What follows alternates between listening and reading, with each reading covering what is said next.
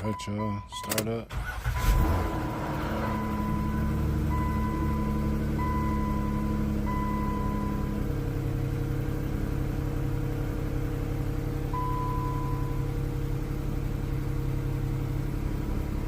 Yeah, we gotta set our oil change lights.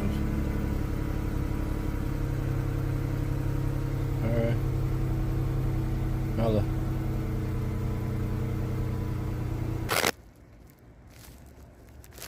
Alright, y'all. We just re-verifying that we got enough oil in here.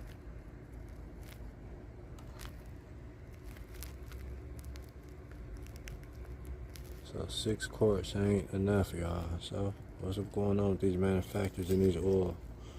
Saying they're supposed to be that amount and it ain't that amount. Let's stop and grab some more oil tomorrow, y'all. See, 6 quarts in.